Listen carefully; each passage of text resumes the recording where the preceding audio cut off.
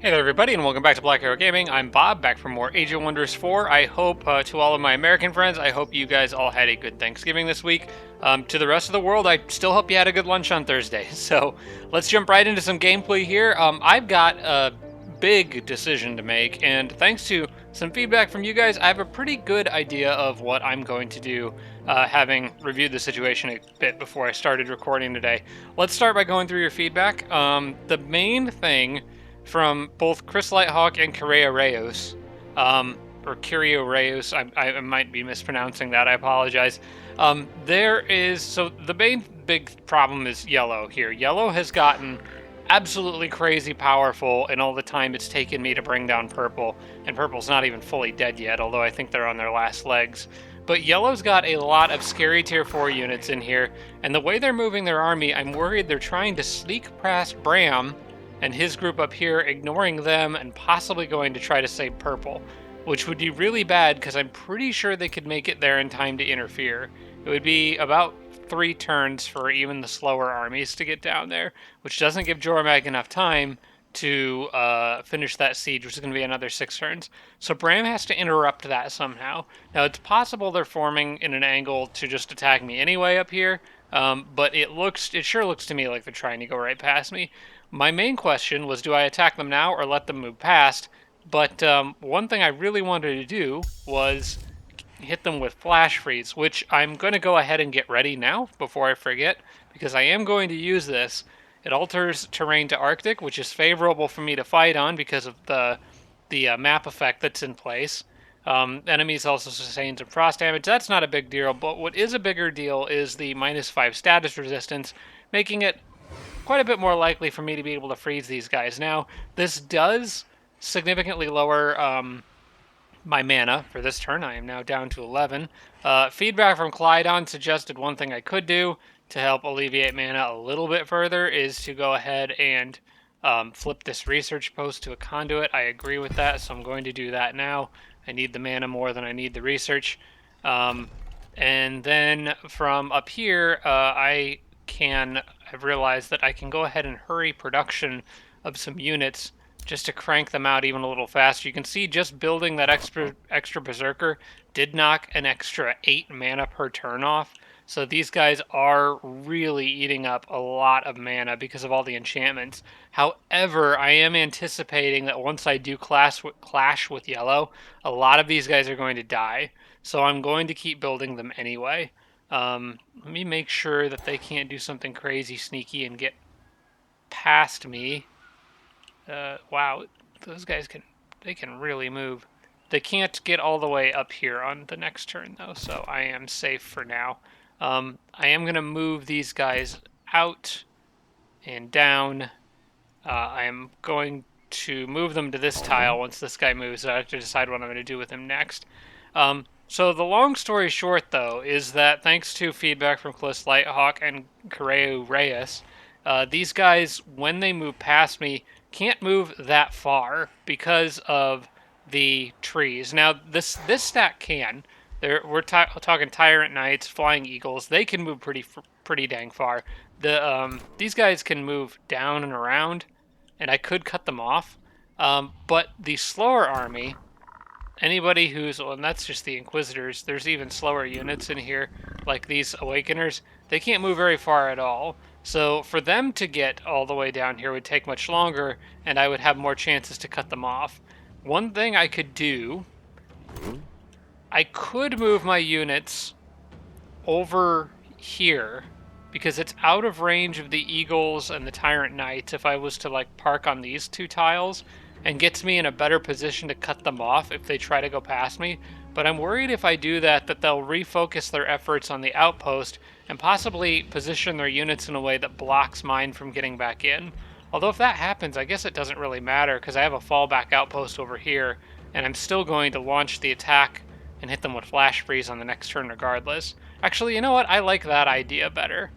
Yeah, I like that idea better. Let me see how far this guy can move. He can't quite get anywhere particularly useful on this turn, so I'll probably put him right there for now. Bram's army, I am going to... Yeah, you know what? I like this a lot better, because this also could bait them into going after the outpost, which would be very preferable for me, actually. I would like them to try to siege that, because it would bunch them all up on the same province, ensuring flash freeze hits all of them. It'd be kind of like setting a little trap. I actually do like that. I'm going to move all these armies down here, leaving Brams with the most room to maneuver so he can split off and initiate a battle if he needs to.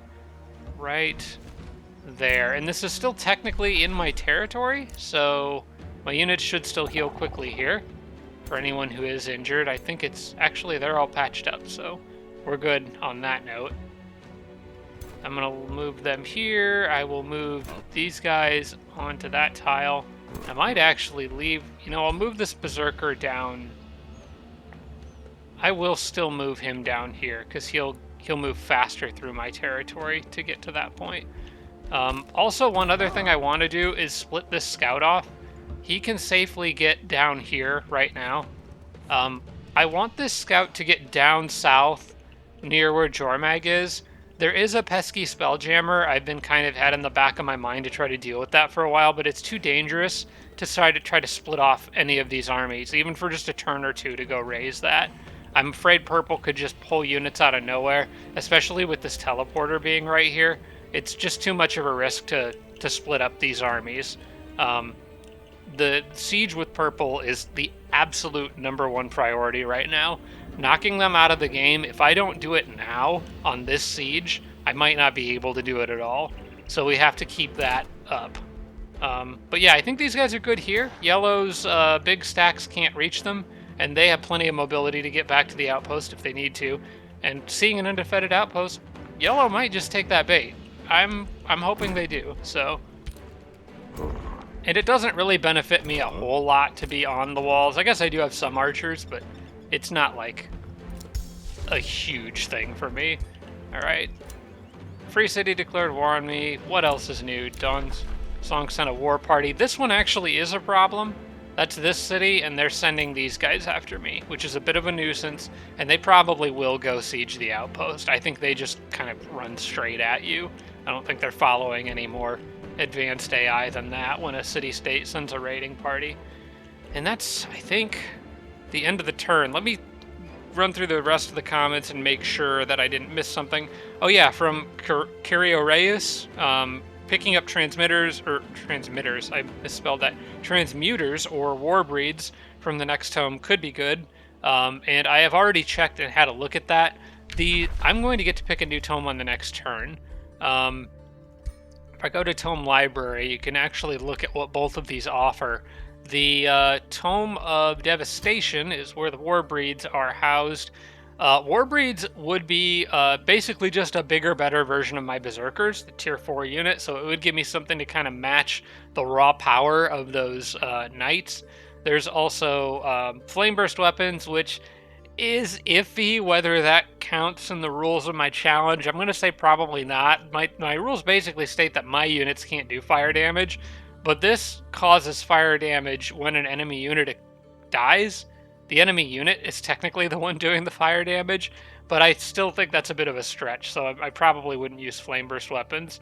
But yeah, the War Breeds would be a good choice for here. And the Devastator Spears might be a fun Siegecraft option. The other option is the Tome of Transmutation, which is right here, which gives me access to tier 4 transmuters. These are an interesting unit that has a Shift Bolt ability, which inflicts sundered defense while granting bolstered defense to a random ally within 2 hexes. That's pretty useful. I initially wasn't really interested in these guys because the frog people have such high status resistance, on top of the fact that this is like an order frog person build, which is a weird sentence that I'd never thought I would say, but they seem to have very high status resistance in general because of some of their transmutations or racial transformations. So it's hard to say whether the transmuter kind of gives me the problem. I have problems with both of these. The transmuter's effectiveness is limited because Petrify I don't think is a great option for what I'm up against. But on the other hand, it does have the option, or it does have the possibility of hitting a large number of units because it's an AoE. So that increases the likelihood that it'll hit something. But Shift Bolts, on the other hand, inflicts Sunder defense while granting bolstered defense. That's actually really good. The enemy has piled up massive amounts of defense, and sundering their defense could open up opportunities for me to do very large amounts of damage since most of my damage is physical. So I think they could be a great support unit to buff the power of my others. Whereas if I go Tome of Devastation, it's, whoops, that is not the right one. I'm basically just getting more of what I already have. A heavy hitting melee unit. And I kind of think that the transmuters are a better option for army diversity. Even though they're not going to be able to go toe to toe with those knights and eagles, I do think that the transmuters will give a lot of the units that I already have better capability to go heads on with tier 4 units on the enemy side, because the tier 4 units they're using are primarily defense buffers, the Eagle Riders, who do melee strikes, and then Tyrant Knights, which are just all physical, tons of damage. So yeah, if I had an option for like a tier 4 pikeman, I would go with that. But unfortunately, all the pikemen that I'm aware of that you get from tomes are all golems, which fall outside the scope of what I'm allowed to build due to my self-imposed rules. So yeah, that's a long story short. But I think I'm kind of leaning towards those transmuters just for the sake of army diversity. Pretty much simply because the war breeds are just like bigger, better berserkers. But I can already make mass-produced berserkers. So it's a tough call, but I'll probably lean towards the transmuters. Other feedback from Clyde on Sentinel is a good choice for any Icebrood melee heroes. That's a good point, because I already have Supergrowth. I get extra retaliation attacks. Sentinel takes good advantage of that. So I'll probably pick that up on my melee hero down here the next time she levels up. I could consider building an item forge. That's gonna have to wait until I have mana, but I do think that is something I would like to play around with a little bit in this series before it ends. We'll see if I ever actually have the mana to spare for it. From also from no, I already did flip the research post to Conduit. From Clydon, the Magecraft upgrades, which I was planning on getting for Jormag, don't actually increase damage. Maybe I was talking like they do. But Magecraft currently just gives magic attacks more accuracy and allows them to ignore status resistance. It has nothing to do with damage. It's just status effect resistance. Still worth it, I think, if I want to punch through resistance and try to freeze stuff anyway, which I kind of have to try to do because my build is so heavily focused around that. But yeah, that's just a quick correction in case I'd said that wrong. And then from Dark Holy PL, precision training does not benefit the hero themselves. As a matter of fact, I don't think any army leader upgrades do. I want to double check this, but if you look at their abilities, and I picked up precision training for him last turn. Well, army leader, all non-hero units in the army gain 10% accuracy. I picked that as though it was going to benefit his accuracy, but it does nothing for him. So respecking him is going to cost way too much Imperium, so we're not going to worry about it. We'll just try to throw some archers in with him whenever I get a chance. Right now he doesn't really have any. I think it does. It does improve accuracy of skirmisher units too, but Inquisitors don't have a ranged attack that requires accuracy to use. Okay, I think that's everything. Let's see what yellow does. That's the main question here. Because yellow just went from being out of the picture to #1 massive scary threat all in the span of like 2 turns. Okay, it looks like they're going to go for that outpost. Yes, they are surrounding it. That is also splitting them up. It did leave some units outside of where I would have liked to have hit them. We'll have to see how they split up, but I think this is kind of exactly what I wanted. And of course, there's the peanut gallery over here sending in...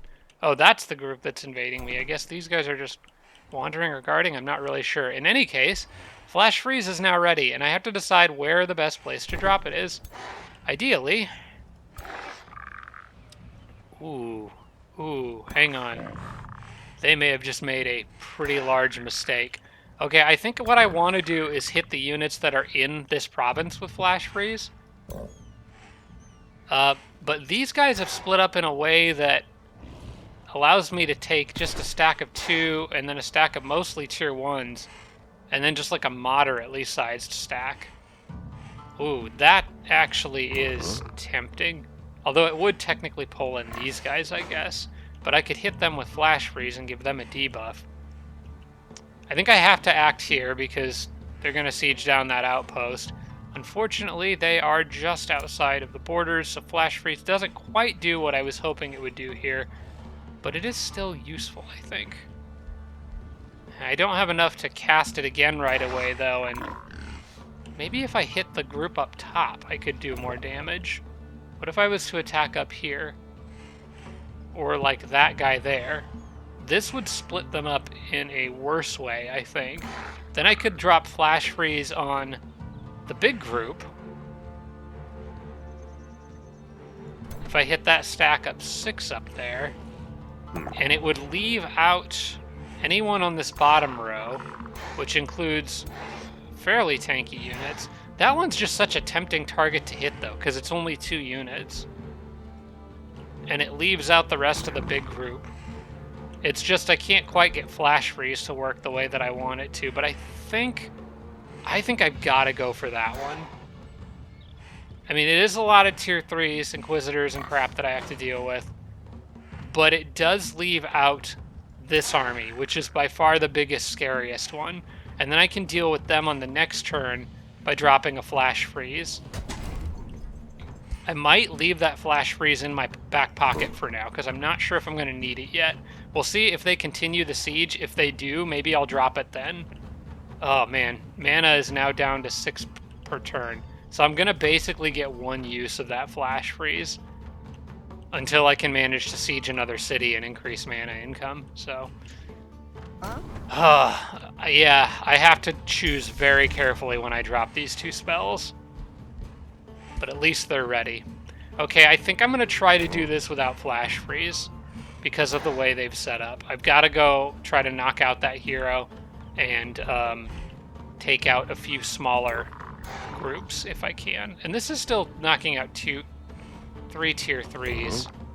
Alright, so what I need to do is get some of these units out of here and replace them with better units. Specifically, a lot of new Berserkers that are fresh off the lines. I have to decide who I'm going to drop from each army. The War Shamans are maybe something I could try to do without for like a turn. Just send like the fighters into battle and then bring the War Shamans in afterwards, because no one really needs healing right now. Although those War Shamans are really good at those AoE heals, and they probably will drop some AoE damage on me. I think they got a couple Awakeners in there that are going to be annoying. I think leaving the War Shamans in is probably a good idea. I think leaving the White Witches out might be the right call here. Let's look at how much status resistance they have. Just pick a random guy here. He's got 12 freaking status resistance. Yeah, I'm not going to be able to punch through that. That's way too much. And that's just on a rate. Let's just pick a Zealot and see how much they've got. They've got 5. How about the Eagle Riders? 12. Yeah, it's just their tougher units have way too much status resistance. Those guys have 8. I think the White Witches kind of can't really do much right now. I think we need to replace them with more Berserkers and keep the Archers, keep the Fury Archers in, because they can at least do pretty decent damage. So yeah, I've got to have to drop the White Witches. Kind of sad. They've been a core part of my strategy for so long, but in this particular instance, they are not the best choice. I'm going to drop one of you.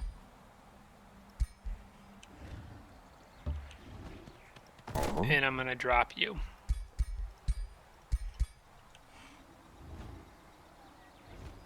And then that allows me to move Ram's army here.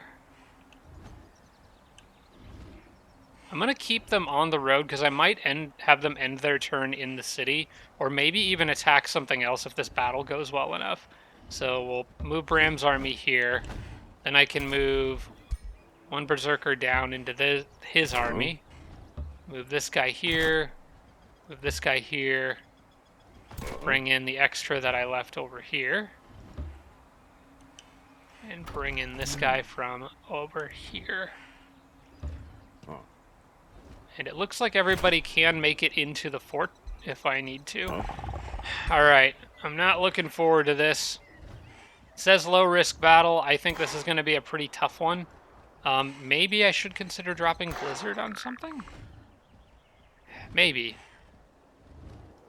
Again, it's a tough call because I basically get to use it once. I think if I use Flash Freeze or Blizzard at all, it's going to get used in here. If I use Flash Freeze now, the only army it really helps me with is this one, which isn't a particularly super scary one for this battle. So I think the best call is to wait and see how this battle goes. And if it goes really well, and I feel like I can squeeze in another battle on this turn, then drop Flash Freeze and try to catch this big stack off guard and go after them, which would end up pulling in probably that stack and then that little one. Alright, let's see how this goes. I do have to get through this with no spells, though. I don't like that at all. Alright, well, the important thing is that this maneuver, it has accomplished what I needed it to with respect to Jormag, at least for now. This buys Jormag time. I'm just gonna run auto, out of curiosity, see how it goes.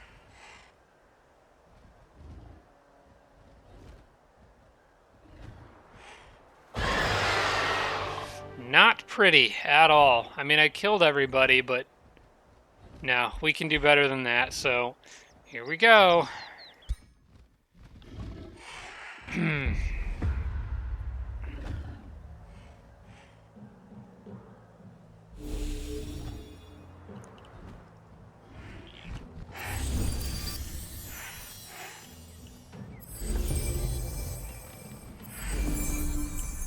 Yeah, I should have known they would just patch that guy up right off the bat. However, they're splitting up in a way that I think is extremely unwise because it leaves all these squishy little Inquisitors over here alone.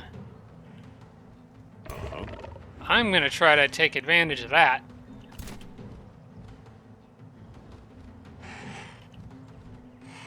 I don't have the most status resistance on my guys. I could end up getting stunned here a lot, which is bad. But I'm going to full charge that one side. They've got their Awakeners over here. Or maybe should I full charge this side? No, I want to kill these guys because I don't want them stunning me. That's too much of a problem. It is a little easier for me to surround that group, I think, if I wanted to, but we're going to go after these guys. And I'm basically going to do a full charge here, I think. I am going to try to... No, what I'm going to do is bunch everyone up around this War Shaman. Let them do a round of trying to stun, but the War Shaman can provide status resistance. Status effect resistance. I think that's a better call. So yeah, I'm glad I kept the War Shamans around. Get the Berserkers up front so they can charge. Do what they do best. Same thing with that Inquisitor. And the Archers. And I need you to get out of the way so he can get through. We're all going up north.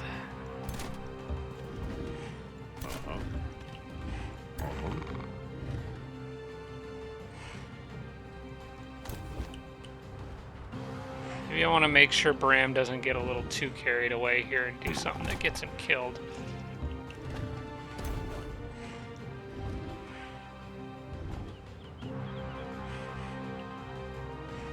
Although I wouldn't mind him ending his turn on that spot right there.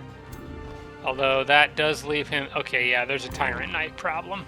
I don't want that Tyrant Knight landing a charge attack on Bram, so we'll let Bram kind of go down here. Maybe the Inquisitors will try to target him. That might be a best case scenario, because then I could just stack a bunch of healing on him if they do. He also has higher status resistance than my other units will. Okay, and then the rest of you I want to, again, primarily move on and around where this guy is.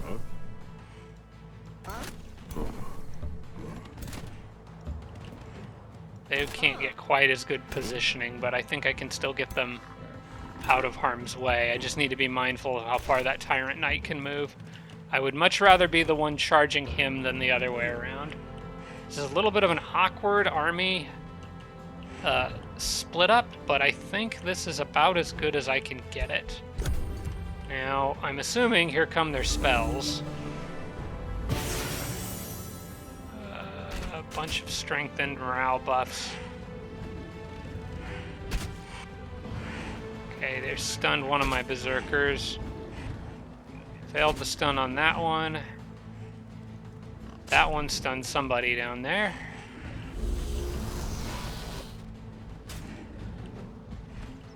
I got hit with a flank attack because I was stunned. Alright, I think...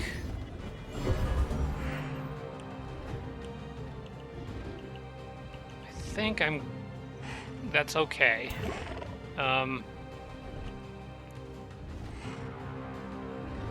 Bram can probably try to freeze a group of stuff here if I do this carefully. I just need to make sure that I use the cloud in a bottle correctly. He can do that, which is actually a pretty good move, I think. Because he's got the extra range on that cloud in a bottle. This gets units immediately off of my berserkers and allows me some mobility to move and charge other things. I think I kind of like that hit. What about Frostification? I got to get a lot closer for that. Another option is for Bram to go here and push these Tyrant Knights back. Which, my gosh, they are beefy, beefy boys. Man. So much health to punch through. I guess I technically do get one spell during this fight, although even then I don't want to use the mana. What are the odds of successfully stunning? 25%? It's not good. It is not good. Probably means my odds of freezing are somewhere in that same ballpark.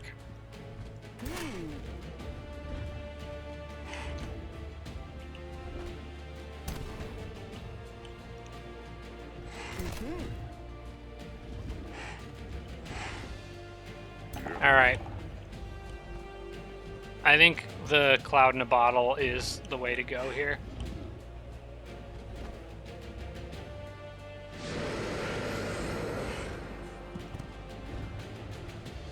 Didn't push the Eagle Rider back.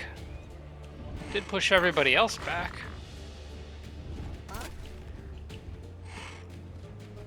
Is the Eagle Rider immune to being moved around?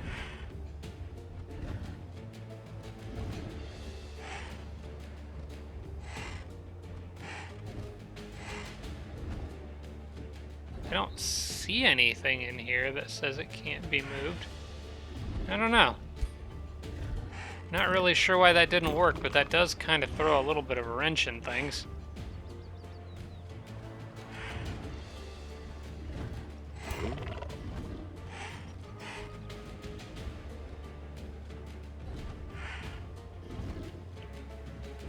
Might be a good time to use Visions of Woe. If I drop that on these Tyrant Knights, they would fumble their attacks for a turn. That would be useful. Could try to seduce the Eagle Rider, but I think the odds of that are a little too low for me to be comfortable with. What else does Bram have up his sleeve here? Could summon an elemental. I should probably get that out now, actually. That would be a good thing to do. We could use the extra distraction, and I could plop it right down there.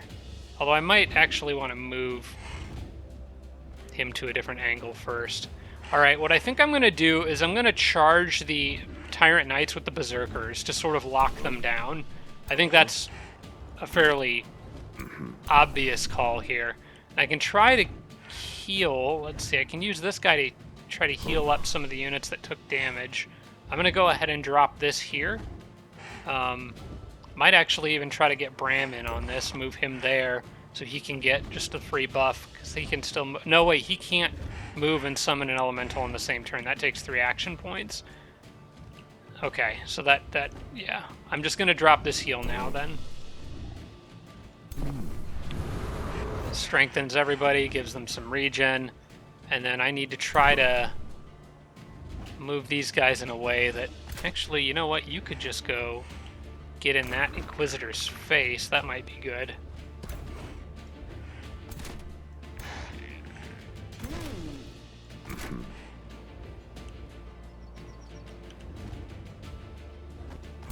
Although I'd really... How far can these guys move? 4 spaces? So he can't make it to that Tyrant Knight on this turn regardless of what he does. So I think, yeah, I'm going to have you just go here and try to hit this guy. Just mess him up a little bit. I was hoping for a little more of a heavy hit on that, but I'll take what I can get. Alright. And we got these Awakeners in the back that are going to cause trouble to any units that are bunched up. So I'm not looking forward to that.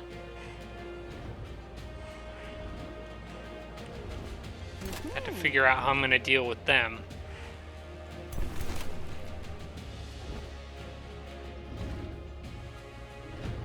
They can do some... Those archers have a chance to do some debuffs, which is useful, but I don't think they are going to do enough.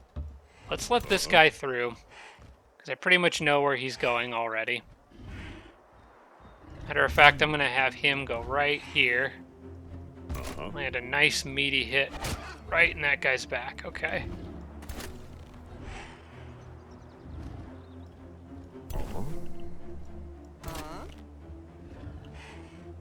This archer, I think I'm just going to have come help this guy. I know the hero there is probably going to ruin everybody down here, but it at least distracts them from what's going on up top.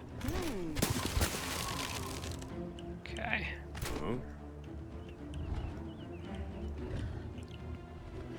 Main thing is just being on offense against those Tyrant Knights, not allowing them to be the ones to come hit me. Ensuring that I'm the one choosing when stuff gets hit. I really, really would love to get to the Awakeners in the back, but they have stationed themselves well. I think I might go ahead and have this guy just drop He's Healing Now and give everyone Strengthened. Yeah, because there's 3 Berserkers here that are all ready to move. So I think giving them all Strengthened is probably a good idea.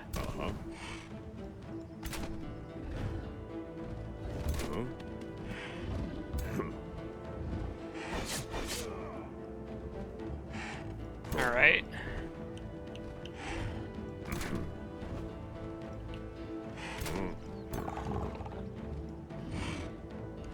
So I'm not seeing anywhere better for Bram to summon that unit other than right in front of him, so I'm going to go ahead and do that. Hopefully it's not like an elemental that needs range to do an attack. And it is. Although I guess he... Oh, nope. Yeah, that's literally the worst elemental I could have possibly gotten in this situation, I think. Oh, dang it.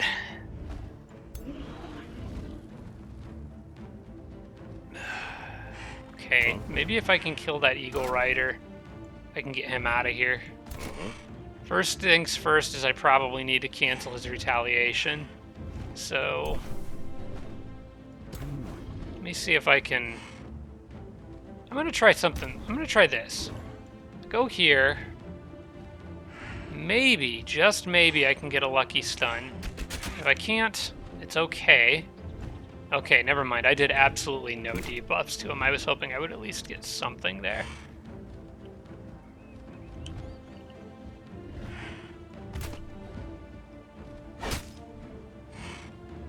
Okay, I did sunder his defense. That's useful. That gives the archers a little opening to do some more damage to him than they otherwise would be able to.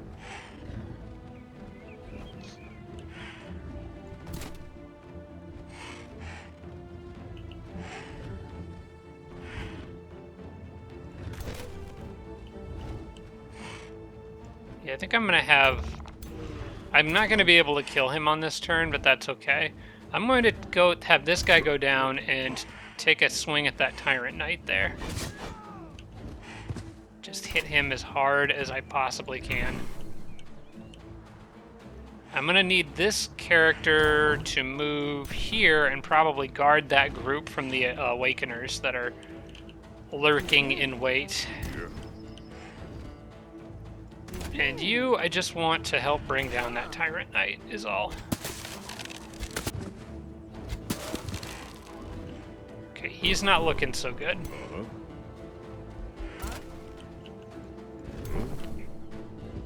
Yeah, you go here and give me some defense mode. Protect those guys. That Fury, I think, probably should just go after the Eagle.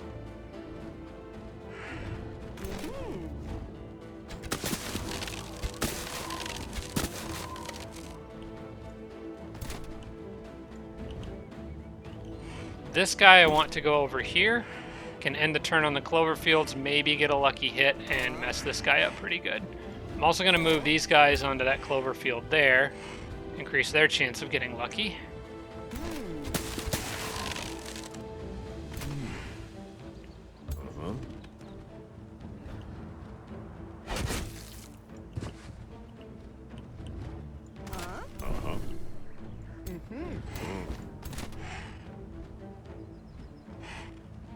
And I guess this guy doesn't... there's another Tyrant Knight there that could mess something up pretty good if I don't get to it. I could go here and then, like, put the guy on defense and just be generally in the way of everything. Or just try to sunder this guy's defense. He can't really get past my front line very well. But I don't like the idea of there being one Tyrant Knight roaming free out there somewhere. I can't afford to take the free hit right now, though. We're just going to hit the Eagle Rider. Just do damage. Oh, man.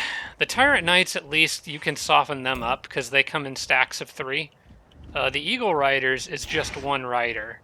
So even if you injure them, they don't really suffer any damage output penalties from it. At least now I can move this guy away from things, because I did cancel that Eagle Rider's retaliation. So he can move here.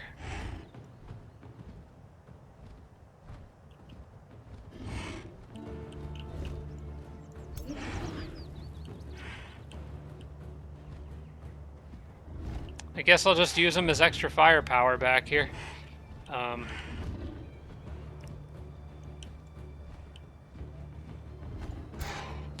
Out of curiosity, that unit is wet for the next 2 turns. Probably don't want to remove that. I think I would rather work on those Tyrant Knights. It's possible... I don't think I'll knock down another one here, but it's possible. No, not if I graze, then it's not possible. Okay, they've used Anthem of Victory.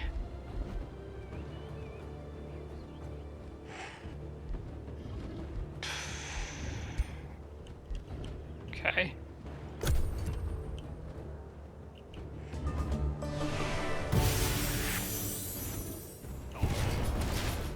Yeah, there comes those Sunders.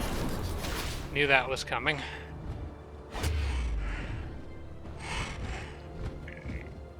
And they're trying to buff their friends, which is actually maybe okay. I'd almost rather that than having the Eagle Riders hitting stuff.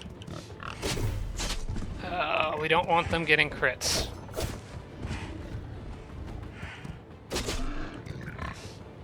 Okay, he's gonna go into rage mode. They hit that group in the middle pretty hard, the one that the Sunderers debuffed, which makes sense. That was probably the right move for them. But it does leave my army up here with a little extra mobility. I think they might be in trouble at the top now.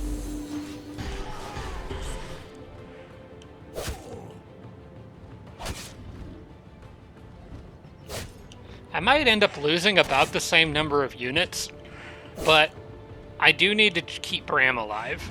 The auto combat Bram did die in the auto combat, which was not acceptable by any means.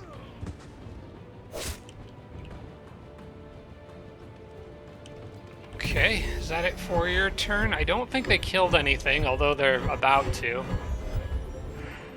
Yeah, their intimidating aura is not good. I think it's just the Tyrant Knights that have that. What about the Eagle Riders? Do they have it? They do. Ugh. Gross. I know the Tyrant Knights have it. What else?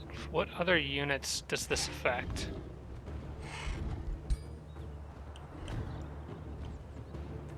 I'm not sure entirely which units Intimidating Aura affects. We need to kill some stuff here to keep morale in our favor on this fight.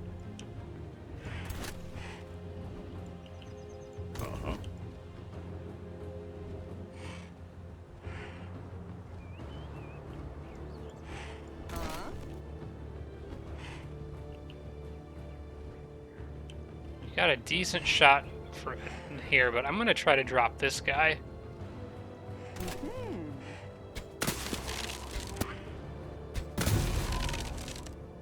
Okay.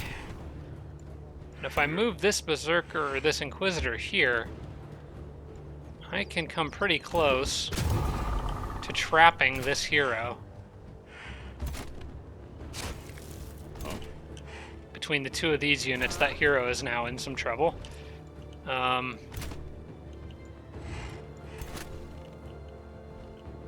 who can I drop in the middle?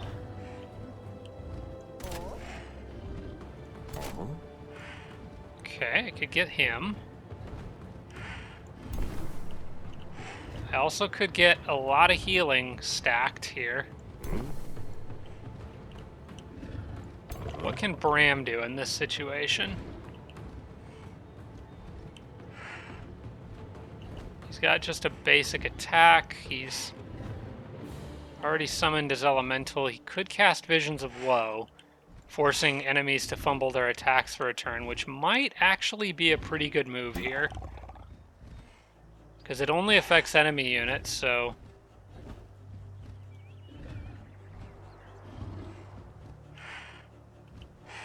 I guess that's going to depend. Where I use that depends on what I can kill, so we'll hold off on that for a second. I am going to try... Let me see if these archers land a crit, because if they do, I could use that Berserker for something else. Did not land the crit. That is unfortunate. I really would have liked to have used that Berserker to go down here.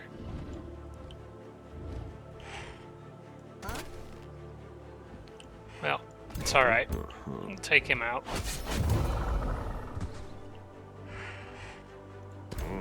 We're still increasing morale. Let's see. Yes, for this group here, I do want to try to take that guy out. I think I can. I want to definitely cancel his defense mode first. And I can mess him up with a bunch of melee strikes.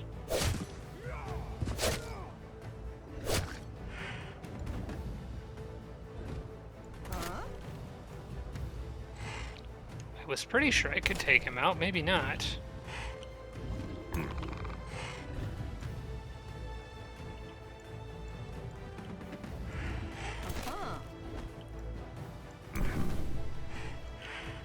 Yeah, it looks like Bram would need to help out with that if I want to get rid of him. Or the Magma guy. Actually, Magma guy could do it. Yeah, let's have Magma guy do that. Or Incinerate deals damage in 1 hex radius. could I hit with this? I mean, my own guy. I'd rather not do that. But I could hit both of them, although I don't think it would do enough damage. Let's try to hit him with the archer. As long as I keep killing stuff, I think I can keep morale relatively even. Oh yeah, I'm just gonna try this. Is that enough to kill him? It says it is, and it would still damage the eagle, so it's probably worth doing. Okay. If I can kill one unit while doing even a small amount of damage to another, that's still worth it.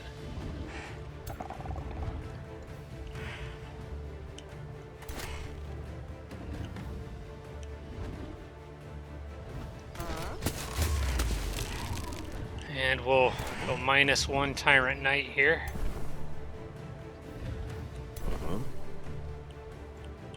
He can't heal on this turn, but have I canceled that Tyrant Knight's retaliation yet? If I haven't, I'm going to. Let's just do this.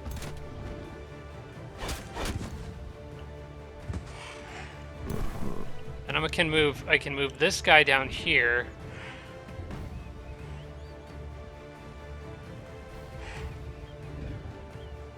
And kill that Tyrant Knight with him. Which leaves the Berserker free to do something else. And I think I know exactly what I want him to do.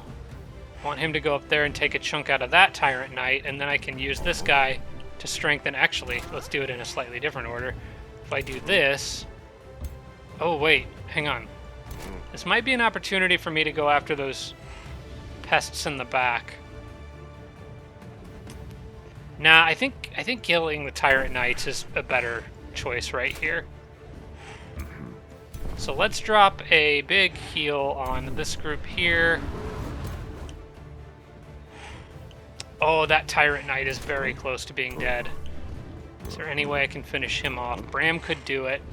If I have any other units that can do it, that would probably be preferable. You go ahead and take a chunk out of this one. Unfortunately, no defense sunder. You go after him. Maybe get a crit? That would be super cool. Nope. Just not quite enough. Let's see. That poisoner could get him. Shaman could finish him. Land all sorts of kills with the shamans in this fight. Get down there and finish him off. Okay. Then Bram now has some mobility. What does he need to do next? Their units are dropping quickly.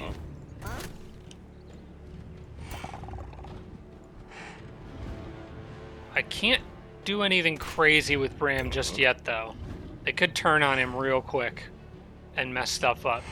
I think Bram's best choice is probably Visions of Woe on those guys. Especially that Inquisitor, who could kind of do a lot of damage.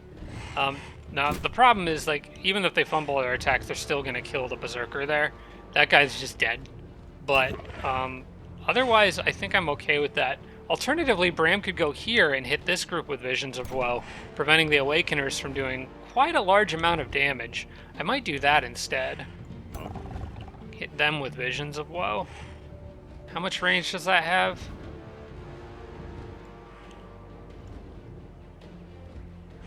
Pretty far. I need to... Let me move Bram down here and see if we can still reach with it from there. No, I keep hitting... Oh, Visions of Woe takes all 3 moves. Okay. Well, I keep clicking Seduce by accident. Let's go ahead and just drop that right there. Forced fumbles on those guys for a turn seems like pretty good to me. Bram's still fairly safe back behind all that other stuff. And who do I have? Oh, I got another Berserker here that's free to move and cause trouble. You know what? I'm just gonna have you run right here and force all of them to move. I think, yeah, right here. That forces the Awakeners to take a step away from this guy unless they can cancel my retaliation.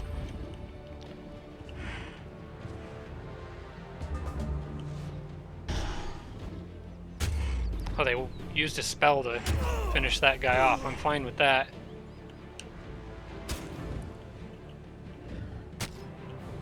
Okay. Eagle's gonna peck at that guy for a bit, but he's not doing nearly enough damage to make a difference. That guy wants to come down and help save their hero. It might be enough for now.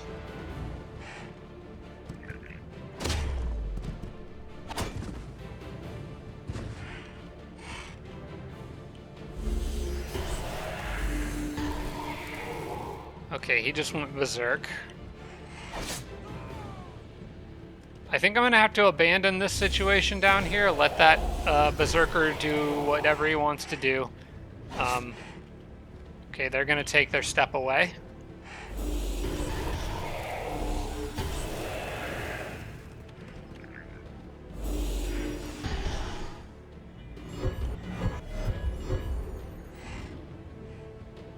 I'm having them try to use morale against me.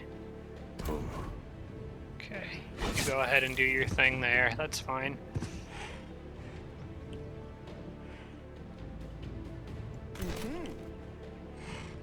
Alright, I probably want to move these archers up to here.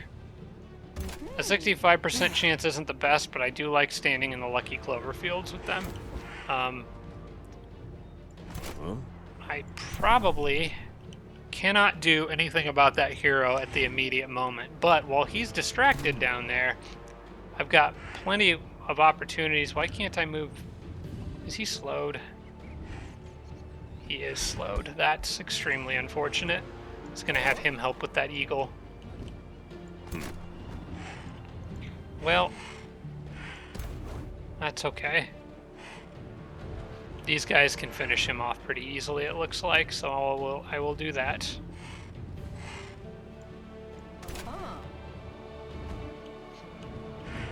Actually, I might need to have them do something else.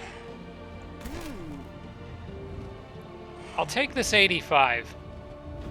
I think the archers can finish these guys off, and I can get the Inquisitor closer to the enemies. Yeah, I like that better. Oh, crits. Okay. Maybe I don't need the archer to finish him off now. I'll do it with this guy. Get you out of the way. Okay, that leaves this archer free to assist with this guy.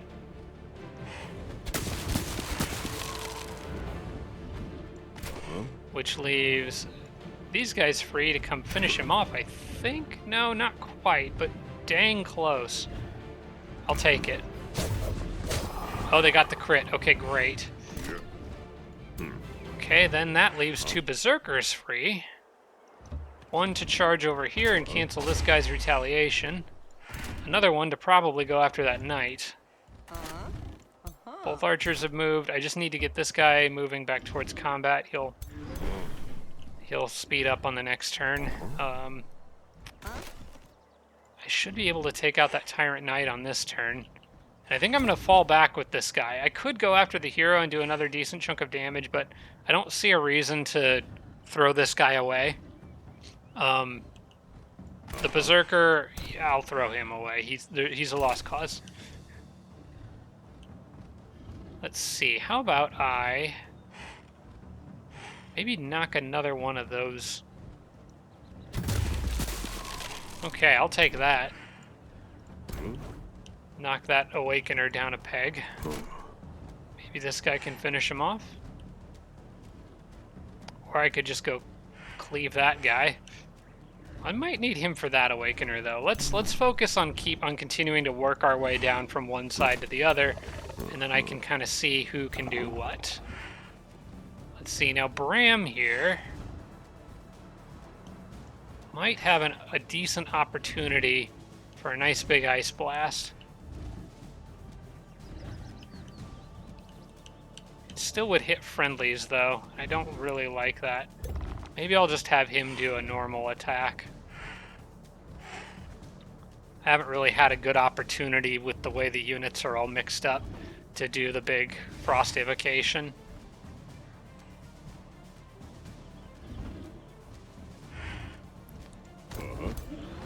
I guess whichever one I hit with him kind of depends on who I can hit with these other units. Okay, I think that Tyrant Knight's dead, so I'm gonna have Bram target the Eagle Rider.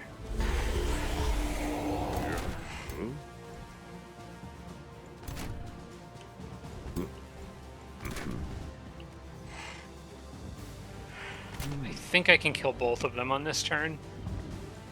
Because you're done moving, right? You're done moving. You guys are all done. Okay. I'm gonna have this guy go after the Eagle Rider. Ah, there's a nice crit. Man, that felt good. Okay. Then I will have you hit him in the face, please. Another good crit. Morale's looking good. Then I can use the Poisoner guy to finish him off. Let's go right here, I guess. Try to get out of the way of units towards the bottom.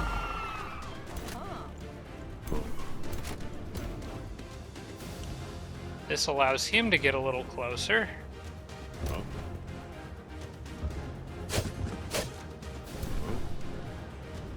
I'm gonna have these guys move up on defense and move these guys here to attack like this.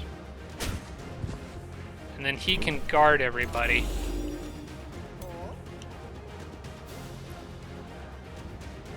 Their morale is not looking so good, and I think I can drop another one here.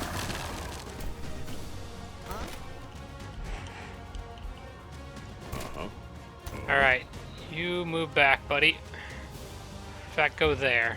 That's obscuring terrain. And I can provide a little bit more defense and resistance for this group here. Okay, those Awakeners are in retreat now. Hey, you know what purple feels like, you cowards? Aw, a magic bolt takes him down.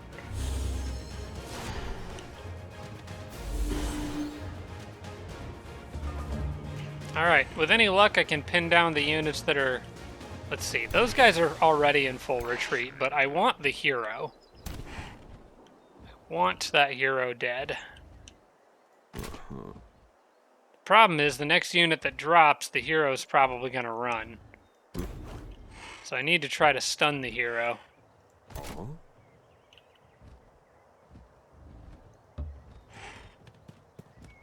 There's not much they can do. These guys, however, can hit this thing.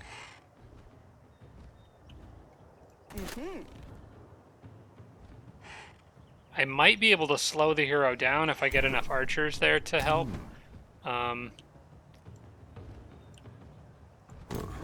Alright, I want you to go here and kill him. The hero's gonna run. I don't think I can do anything about that.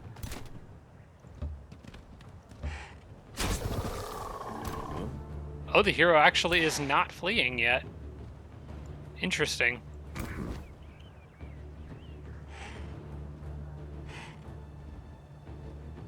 Well, in that case, let me see if I can stun this guy. No stun.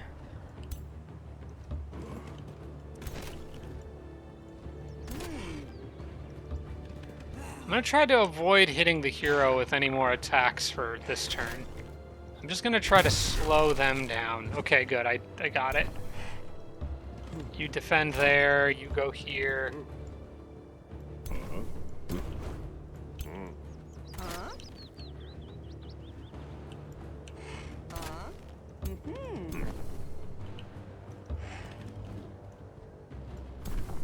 I can just kind of move up my whole front line here. I'm gonna leave his Bolt of Judgment intact in case that guy tries to run.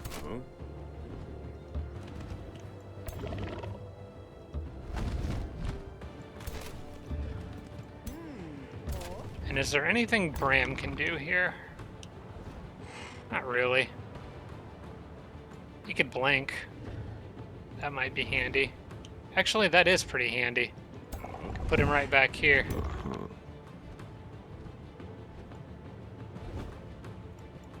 So, yeah, I'm not going to have him attack on this turn. I'm going to have him defend just to protect against that thing, but I think we're good. I don't think they can take anything else out here. Oh, he is running. Okay. Ah, nuts. Can I chase him down? I don't think I can. Not unless Bram can freeze him. And I'm not going to use a spell to try to do it. Okay, just leave that guy. And then move here, see if you can get a stun. It's a 28% chance, it's not bad. And he's actually not... I might actually just straight up kill him. He's kind of weak. But I don't think I have quite enough firepower.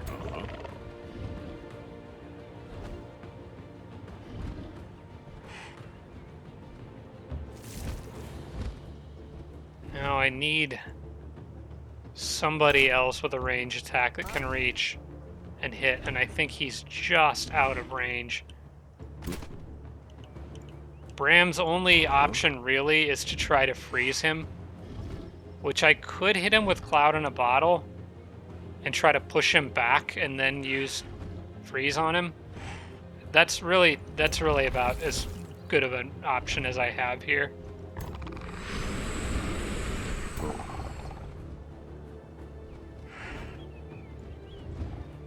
Oh. Oh, dang. If that had pushed him at a slightly different angle, I might have had this. I'm not sure why I can't use Frost Evocation here. No valid targets found. Why can't I use that? Huh? I haven't used it yet. Anyone in the comments, let me know, why can't I use Frost Evocation here? That's strange. It only takes one action point. Bram has one action point left, but it's saying no valid targets found.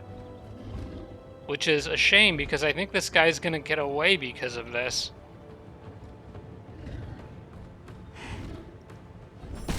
Guess Lightning Strike's the next best thing I've got, but I don't think I can hit this guy with anything else.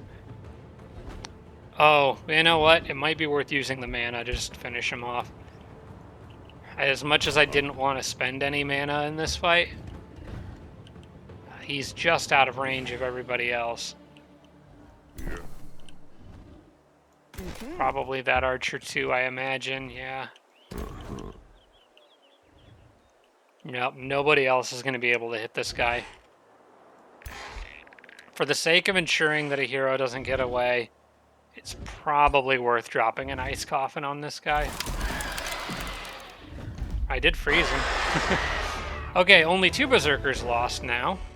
And Bram's looking good. He leveled up.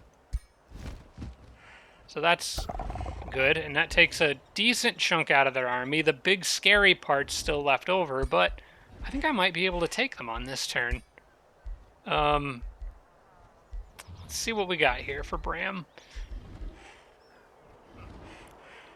Base magic attacks can inflict blind. Resistance is always useful. We can't use Fire Evoker, then that's cheating. Lightning Evoker might be cool. Sunders resistance and electrifies. Channel Power is a free action that gives magic attacks more damage. That's actually pretty good, or could be very good in a specific situation. I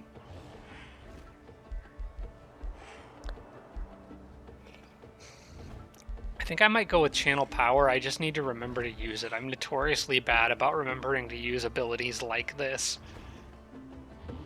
But being able to dish out some extra damage for a turn, especially if I remember to use it prior to, like, Frost Evocation. Could be handy, so let's grab it. Alright, now we can bring in backup pretty easily because we've got all these evokers we left behind, so they can step in and pick up where the others left off.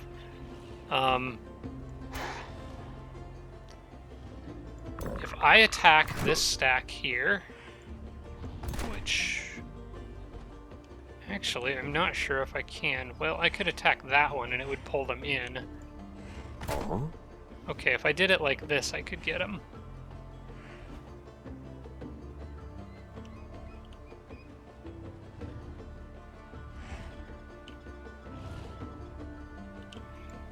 Let's move everybody a little closer.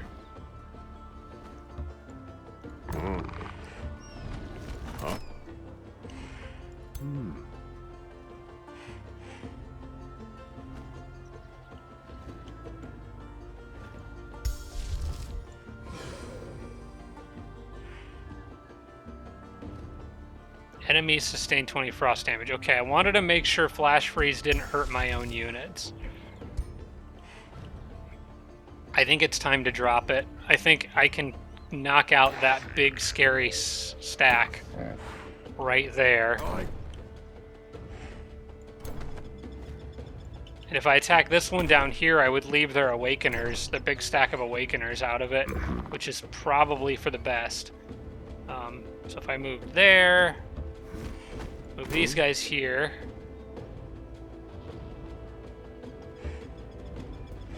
Because I might need them to go pick a fight up there. If I can get rid of the rest of this. So I'm going to bring in the best White Witches that I have.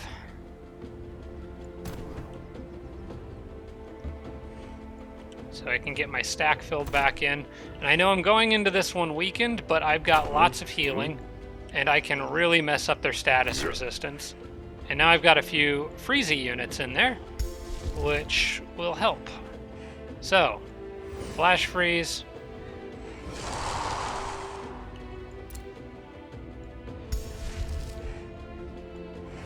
Blizzard on that stack right there.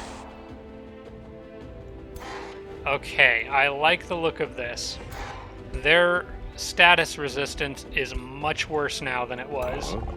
Let's take advantage of that and try to get a decisive win here.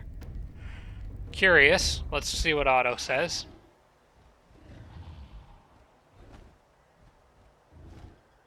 Maybe I'll get some lucky freezes. That's uglier than it needs to be. Still not a bad win. Everything died. So that's cool, but I can do better. I can do better.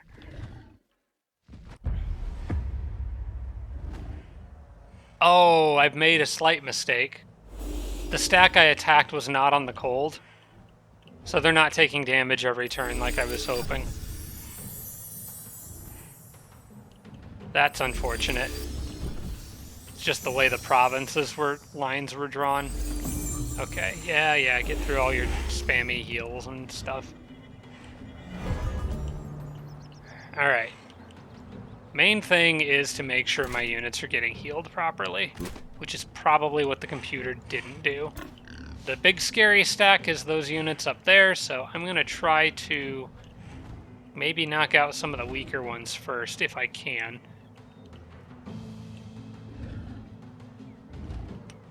Let's see, how do I want to do this? Do I want to pull everyone together and have both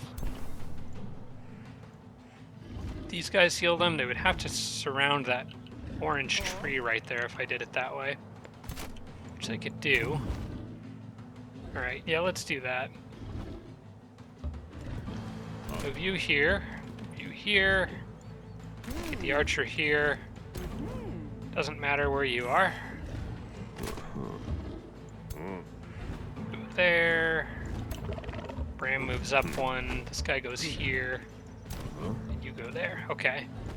Then drop one big heal and another big heal. You guys up here are kind of on your own, but They'll figure it out.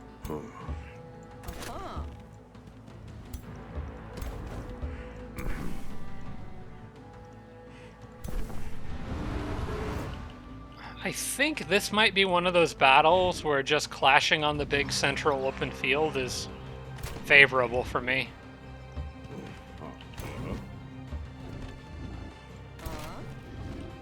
I do think attacking this stack full of zealots is probably still the better option than fighting on the snowy terrain, because it does keep a big stack of awakeners out of the fight, and they are extremely annoying. With them not in this battle, I feel like I can bunch up more and not have to worry about it, and so that's exactly what I'm going to do, because I think I'm stronger when my units are all packed together and supporting each other.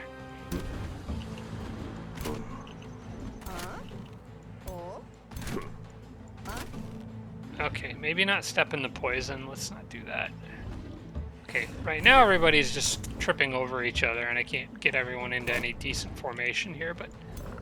Oof, that guy can move all the way down here. He might charge that archer. If he does, well, he'll be running way out ahead of everybody else, and maybe I can make him pay for it. So we'll see.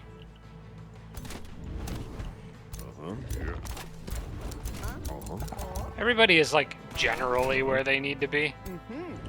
I could use another turn to form up properly, but we'll see if the Tyrant Knight charges. Because he technically could.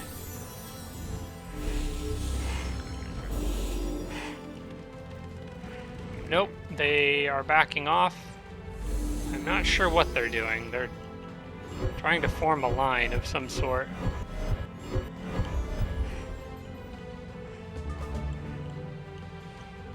Okay, I'm gonna run over here after this guy and see what he does since he's off by himself.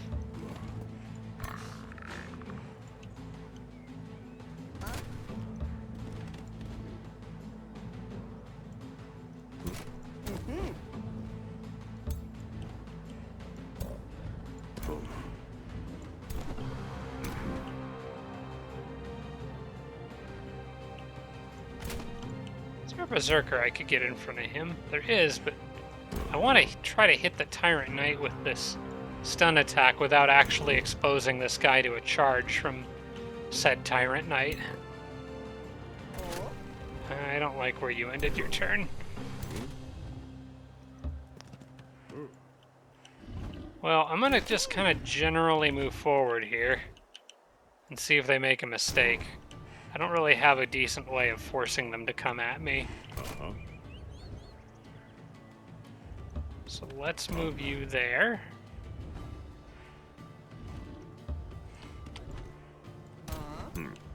I can offer him some juicy, tempting targets, like that archer there, in which case he would just get swarmed.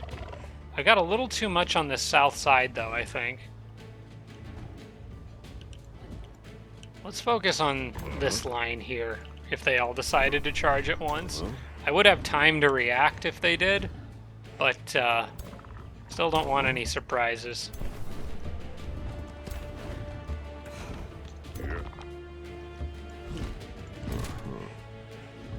Maybe I could tempt him into going after one of the berserkers.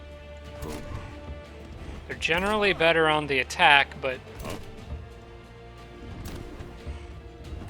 if I can get one or two Tyrant Knights to charge alone, that's probably still better for me.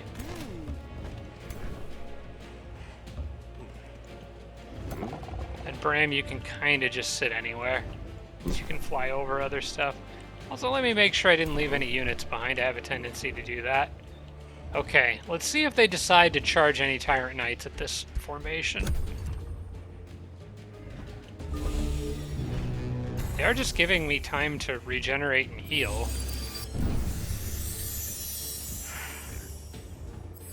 They're also giving themselves lots of buffs over there. Those dang eagles.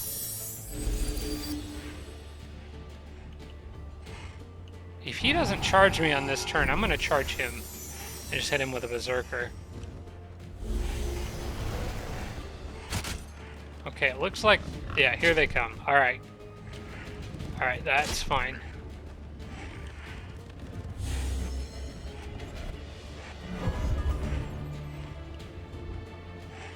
Okay.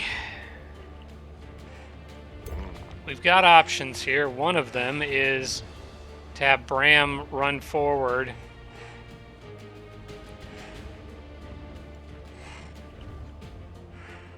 Do his cloud in a bottle thing. Hit all those guys back, move forward again. I think I like that. There's a nice big group there that I could try to freeze. It's not the group that I really want to freeze, unfortunately.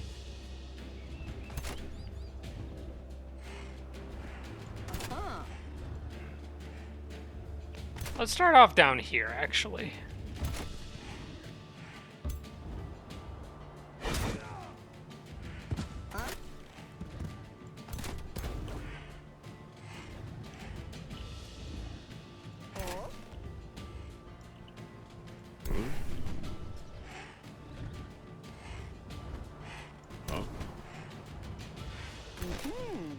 Yeah, go ahead and target him.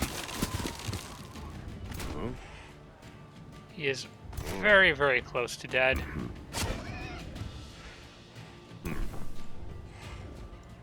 He is dead if I can hit him with this guy. I'm getting a lot of kills with those shamans. There's been a lot of cases where the enemy is just barely not dead. Alright, I am going to use Bram here and go ahead, because I don't know if I'll get a better opportunity to use the AoE. Like, I would like to use it on a different set of units, but in the absence of another option, this'll do. Now I have a pretty good chance to freeze that guy. This does leave Bram a little bit vulnerable, but I'm going to try to make up for it by charging other units forward in front of him. And if he can manage to freeze this knight here, actually I might... I've got other backups if I need to freeze the knight, if this doesn't work. Okay, I didn't freeze him, didn't really freeze anybody, so that was a little bit underwhelming. But I do have more White Witches, and I'm going to try to use them. How's this guy looking? Slowed, he's just slowed, but he can still hit the Berserker. Berserker's not a good choice to charge him. Let's see if we can... It's still only a 19% chance to freeze? Why? He must have not been in the group that I hit. Yeah, he was not in the group that I hit with the blizzard. He must have been off by himself somewhere. That's actually extremely concerning for Bram. I really thought I was going to be able to freeze him, but he does not have the status effects that I thought he did. Okay, well at this point, I need to try to help Bram, which I can do. It's just I don't want to commit too much solely to helping him with all those other Tyrant Knights back there that have received strengthened buffs.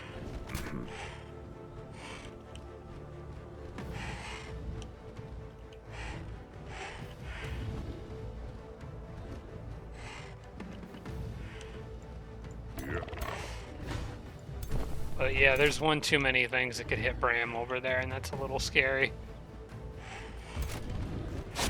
Alright, I feel like I kind of have to do that with that Berserker. And very unlikely that I'm going to stun him. I have a pretty good chance of stunning that guy, though. Alright, let's try this. Move you here. Can move this archer up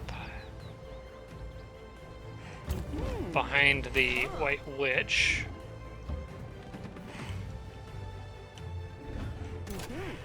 I think that guy did get wet. I could freeze him.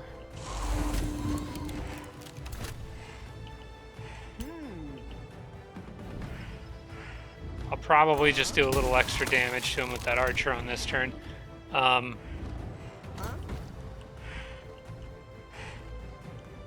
could freeze any number of the units in the back, probably. I can also stun things. I think, actually, what I want to do... This army over here is the one that should have lowered status resistance. It's at 4 now. So I have a decent chance to, like, stun that Tyrant Knight back there. I should probably try to take advantage of that. I don't think I can do it from here, but... So I got a 50... Oh, I can. 59% chance to stun. Okay, let's take those on that group that I hit with all those status debuffs.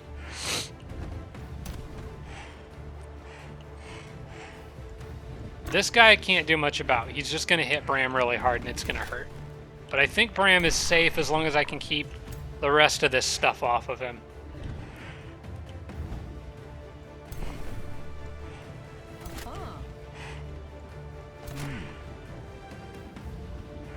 That's probably my next move right there. I do want to double check. I did stun this guy, right? He is actually stunned? Okay. Okay, that's that status effect right there.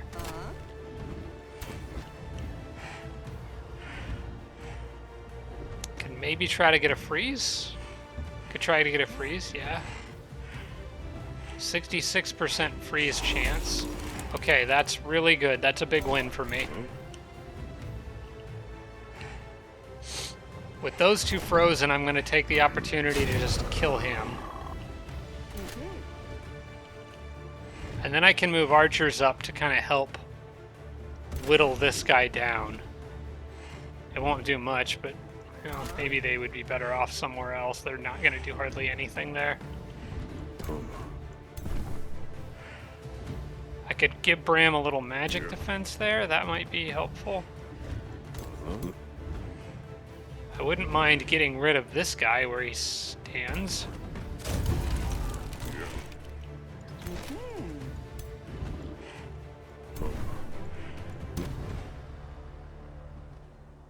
You know what? I'm going to send these guys around the side, and maybe I can get at those archers back there. I want you protecting Bram just for this turn. I want you here. Actually, you know what? Yes, I do like the idea of putting both these archers here. It just is more firepower to shoot at that thing on the next turn.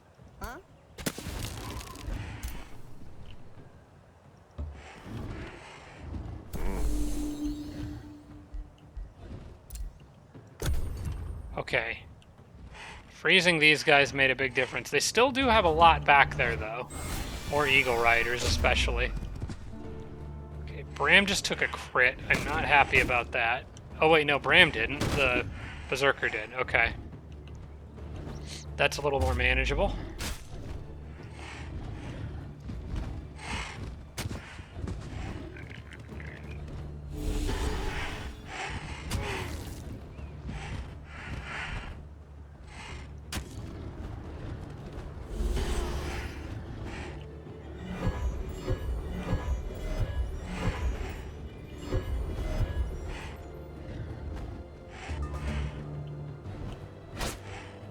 Alright, I'll take that Sundered Defense there, thank you. Same. Oh, I didn't get the Sunder twice, unfortunately. That's alright. Okay, now the southern group really needs to get back into the thick of things. I would like him to go after the archer, but I might need his Bolt of Judgment for something else. So instead, I think I'm going to try to hit that archer with my own archers.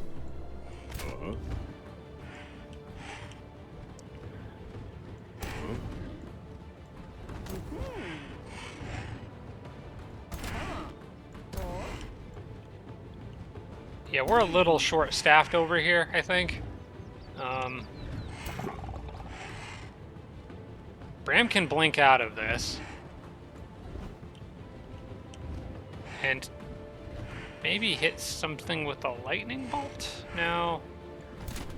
Let's not do that. That guy's totally surrounded up there. Yeah, he really needs help. If I move here, I could stun stuff. It does leave these guys a little vulnerable, but the other option is to just use him to go after that guy and get him off of Bram, which I think is actually the best option. Okay, good hits. Between the archer and... I think I can kill him here. Oh man, just a smidge. Well, it's gonna be up to you again. Get that poison hit. Okay, that gets him off Bram. Gives Bram some much needed mobility here. What I'm thinking about doing is dropping Visions of Woe. Right. Oh, actually, I could summon an elemental right there. That would be handy. But I think Visions of Woe might actually be better here. Because that guarantees the hero... That's a lot of fumbles on the next turn. I'm going to do that. I like that much better. That way I don't have to worry quite so much about... I mean, they're still probably going to whittle that guy down to the point where he can't effectively do anything. He'll probably die, or at least trigger his Berserk mode. But it's still better than the alternative, I think. If I could get rid of that Eagle Rider, that would be nice.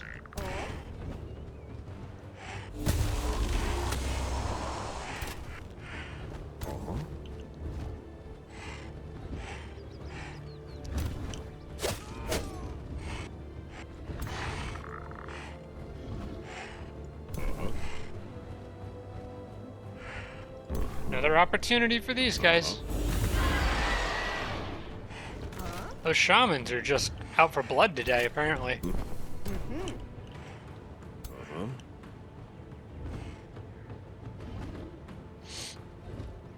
Alright, what I'm gonna do with this guy is move here and just take out the archer.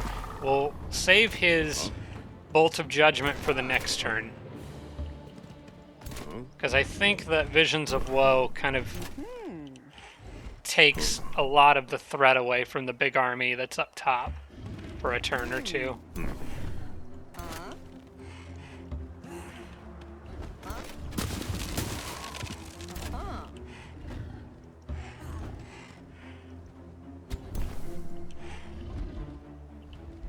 Okay, who's next? You, Furies. Yeah, we could whittle down those guys a bit more, I suppose.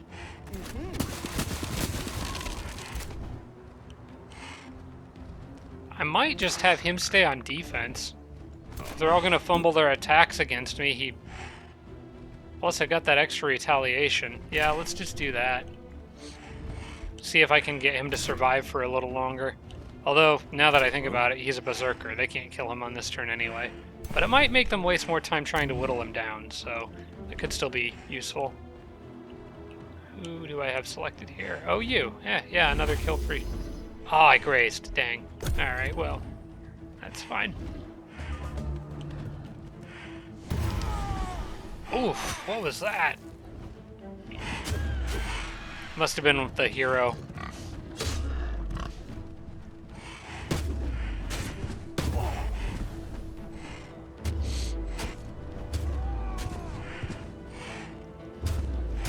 So many grazes and fumbles. I love to see it.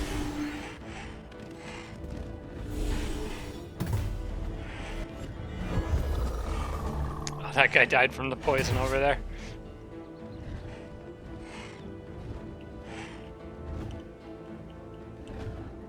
Alright. Unfortunately, a lot of my heavy hitters are just too far away to really contribute here. Okay, I guess you can. Okay, good. I can finally reach some stuff with these guys. Just in reach. I'm going to try to move these archers up in an intelligent way to land a few hits. soften targets up for this guy.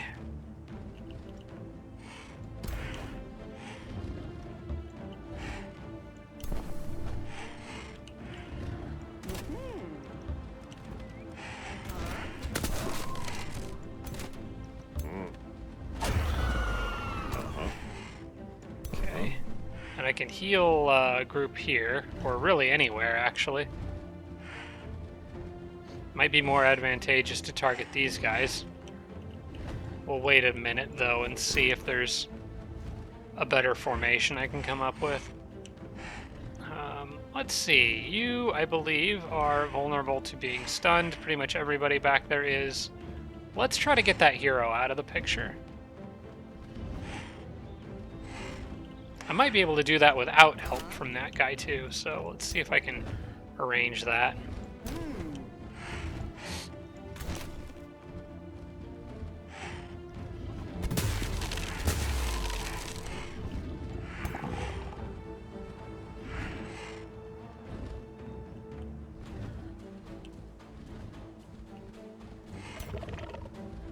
I have an idea.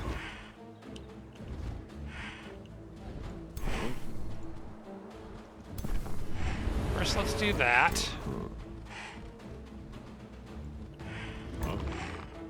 Bram moves here. Uses channel power. Come on. Here we go. And then lightning bolt right down through those two. Not quite enough. Although I'm sure I can finish them off. I just need to do this correctly. Alright, I'm going to drop all my heals there and there. Move this archer up here. Hopefully land just even a graze on him. Okay, good.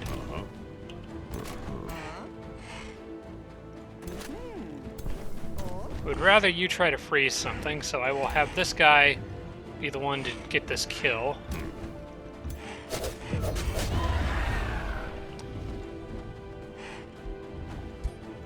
Nope, don't want to flee the battle. I want to go freeze some stuff. Particularly those Eagle Riders.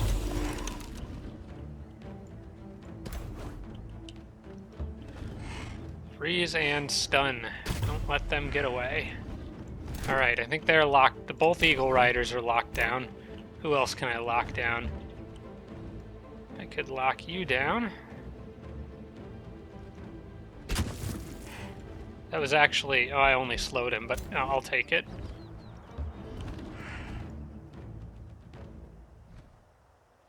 Yeah, he's slowed, so he's probably not going anywhere. So is he. All right, I think they're all dead.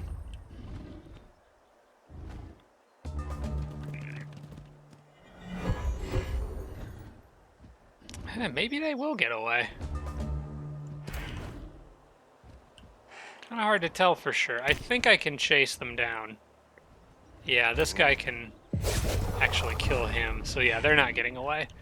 And yeah, he's not going to either, because that's a berserker. Alright. Now it's just surround and pick them off. Should have 2 strikes left, right? Oh. I could have 2 from there. Okay.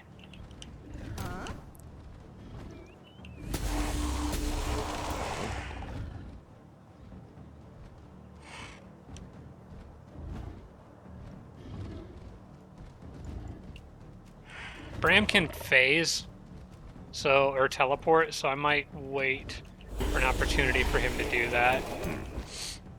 Alright, you go here. If I can get these guys out of the way.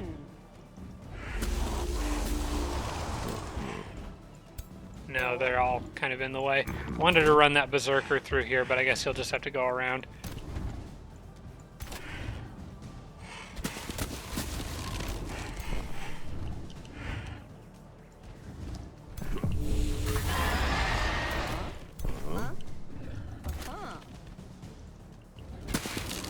Almost. One more hit. Okay, and just like that, Yellow's army has been torn to shreds. Although I don't want to come across as being too overly confident here, I'm sure there's a lot more where that came from. Yeah. Alright, there is the matter of this one remaining stack up here. That should be manageable pretty easily. Let's move you up. And they'll be fighting, this one will be fighting in the snow, so, sucks to be them.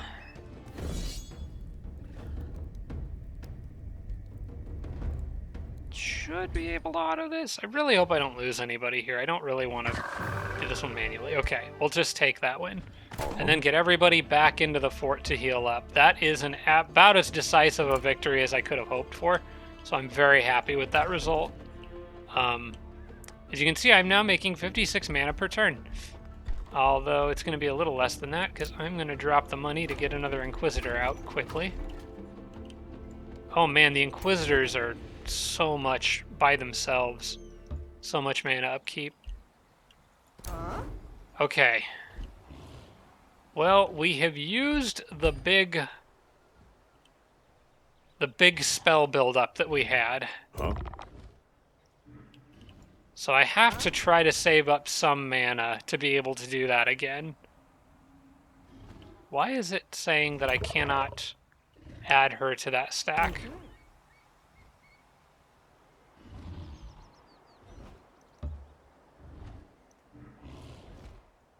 Only 6 units allowed per stack. There are 5 units in this stack. What's going on? Oh, because I accidentally brought the porcupine over. Alright, that's fine. You can just hang out here, buddy. They're all on a fort, so it's all good. Alright, this hopefully seals Purple's fate. Also, I have decided on my next tome, it's going to be Tome of Transmutation.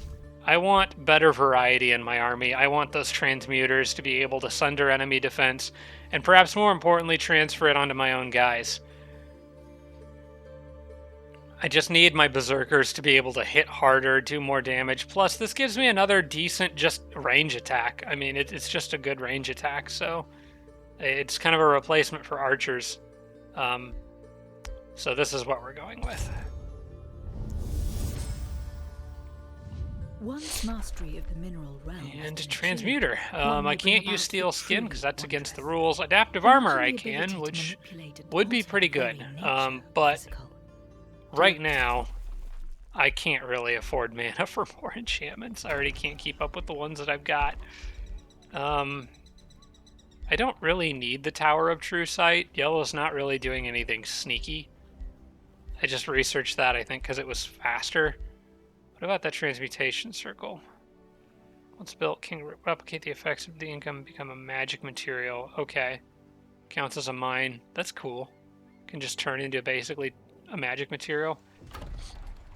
Alright, now I have to decide what do I do with this extra army over here, because I was worried I was going to need them against Yellow, but Yellow just got absolutely decimated. So I'm actually thinking about moving these guys down. Okay, we do have... They've just popped out 2 fire giants. Oh my gosh. Okay. There is something we have to deal with down here. Jormag, I need your army to move to stay next to the city, but move around. We're gonna pick on this little guy here, who has wandered a little too far outside the walls.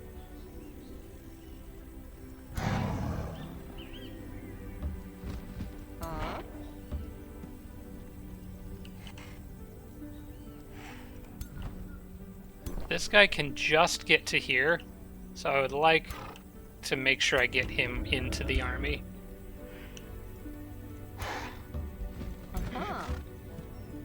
Alright. Jormag, go ahead and do this. I would certainly hope we can auto this without losing anybody. Okay.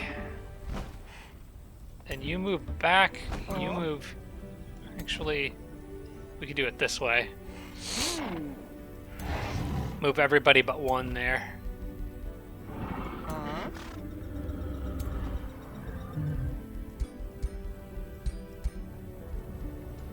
Her army is the one that really needs the healer, though.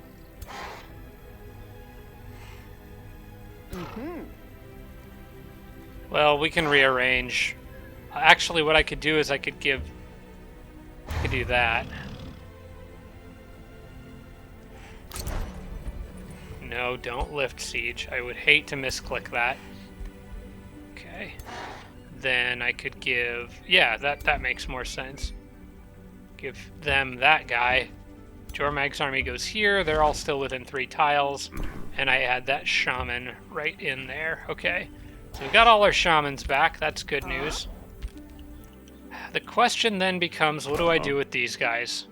Do I go after yellow, or do I just send all sorts of backup down Jormag's way? I'm beginning to think I send all sorts of backup down Jormag's way.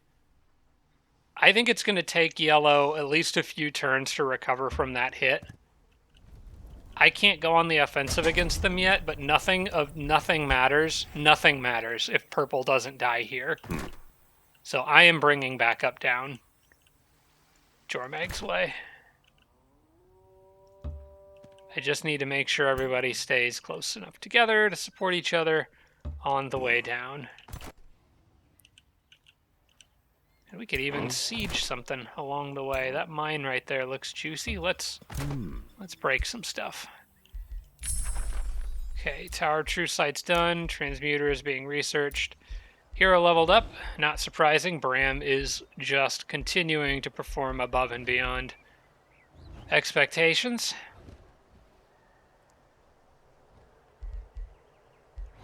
Why do we want to grab him? Weaver can be really good, but it's not as good as it used to be. It got nerfed at some point. I might actually want to start giving Bram some army leader stuff. Although I think he actually has quite a bit of that already, doesn't he? Yeah, he does. He's got strength training. He's got endurance training. He's got all that stuff. Okay, never mind.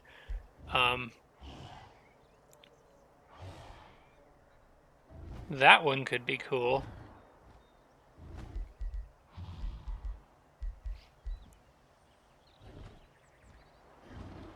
Blind, I don't think is going to be very useful against yellow. They're primarily using melee. I think maybe just more resistance for Bram, just so there's no accidents.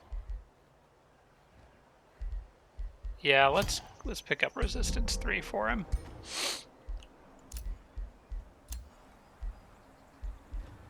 More remains have been collected. There is nothing in here that I really want, so that murder ring is maybe the only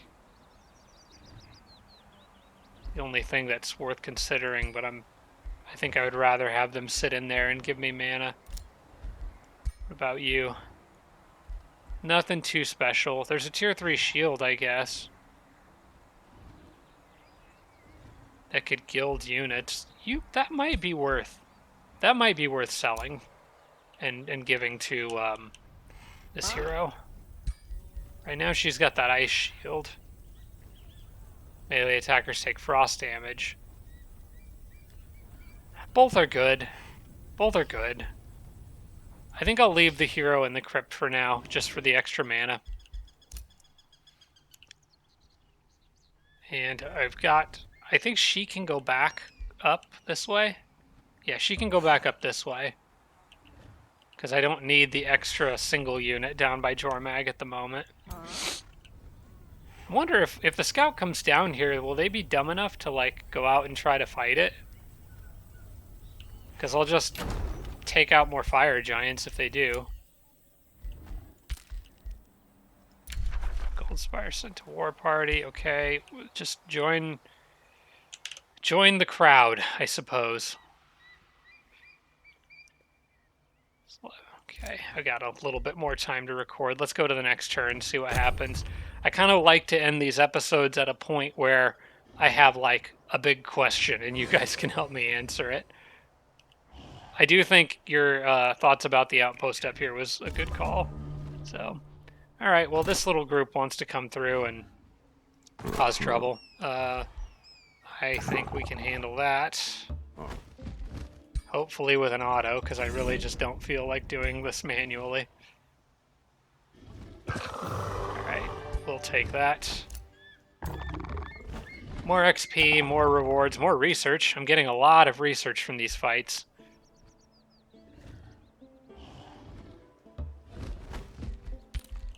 Okay.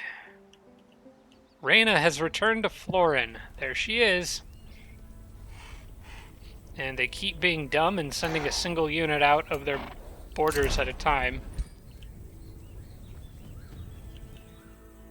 Here's the question. Can I lure her out into going after that scout if I siege the teleporter?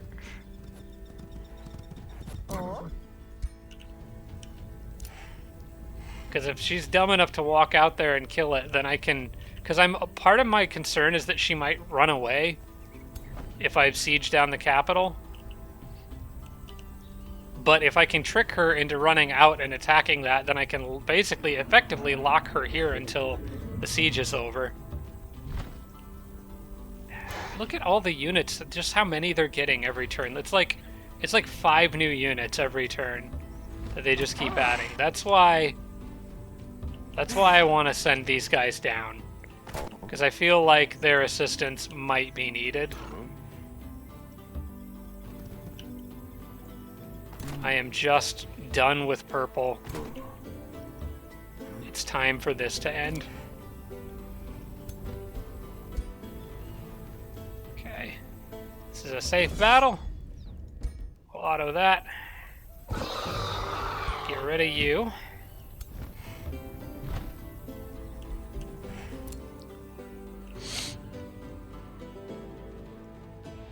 Okay, then I can start cycling out the ice witches again and adding in more heavy hitters. I think after this next Berserker and Inquisitor, I might stop making new units for a minute, at least until I can get mana under control. I am going to be getting 40 more mana per turn once this city has been sieged and purple's out. And what I'm thinking about doing is leaving a small army back here to just clean up leftovers and pillage and raise other cities, just to boost my economy against yellow. But we'll see. That's still a few turns off before I make those kind of decisions. Frost Citadel does need to build something. Probably, if I'm going to build anything at this point, probably should be another Heroes Quarters to at least get started on it.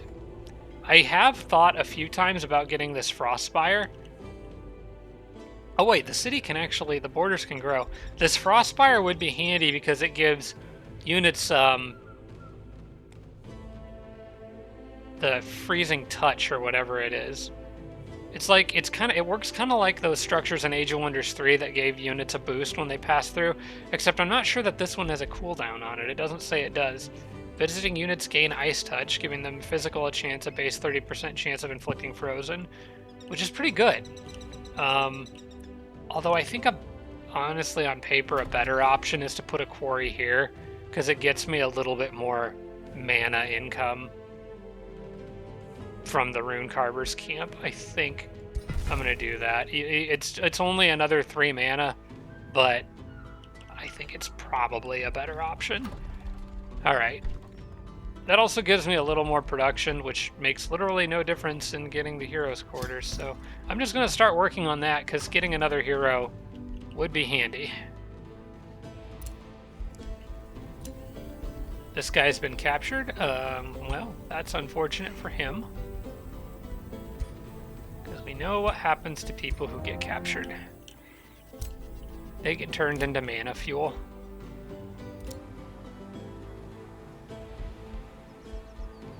We're just gonna leave him. More war parties. I guess I shouldn't be surprised. Alright. Hopefully, having these guys coming in and serving as backup will take some pressure off of this army, which is very, very weak. If I can leave all the units closely stacked enough, it should pull that army in, like, last. Yeah, there's nothing else for them to pillage, so... we're just going to end the turn and see what happens. Now, let's do some math here. Purple's got 12 units. How many more are they going to get this turn? Okay, he doesn't count. He came from somewhere else, so we'll say he doesn't count. They're running away. Oh, please don't run away, your leader. No, no, no. Wait, hang on. Where are you going? Oh, okay, never mind. I guess that is... They're trying to reform an army. I don't think she's necessarily abandoning ship yet.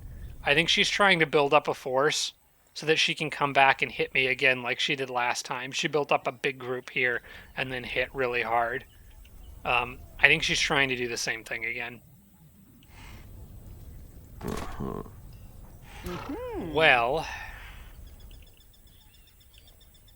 maybe I can trick her into making a mistake. Yeah. Because that forester is looking awfully juicy to pillage right now. And I can now bring in backup to assist.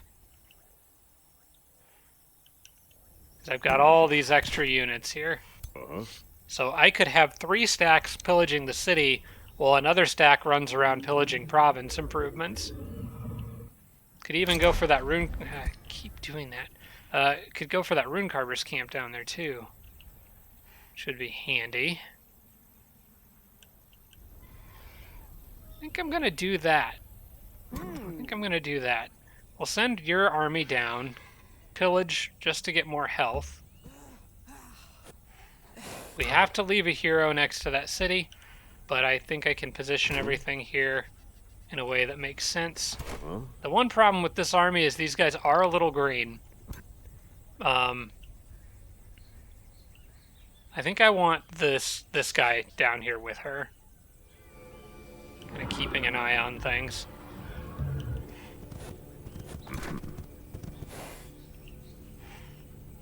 And if I can, let's throw this archer down here.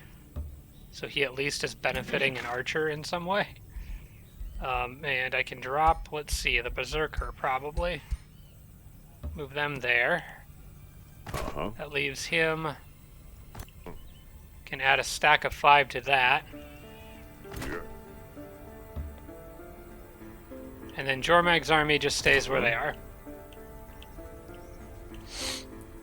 Although I can swing them along to the south side. If I can select them without accidentally selecting the dang siege.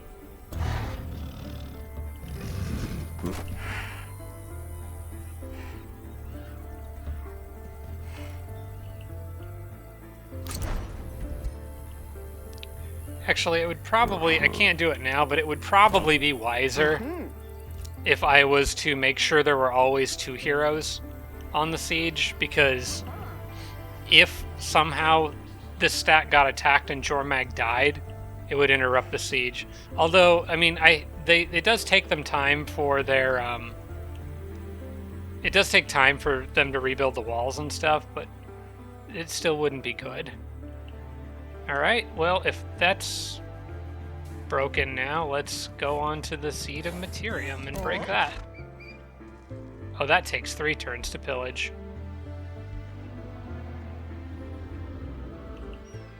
Yeah, I would rather get the Spelljammer if I can.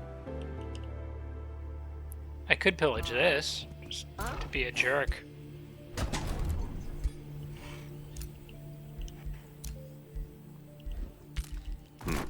Okay, let's put everybody else on guard stance or wait or whatever.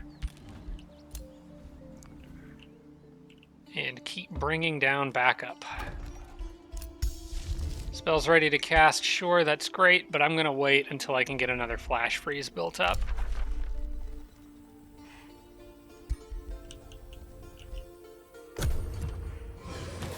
Alright, I'm half expecting purple to do another counterattack on this turn.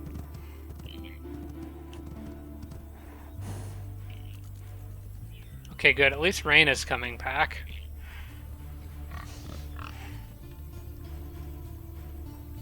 Nope, they're just fortifying their position.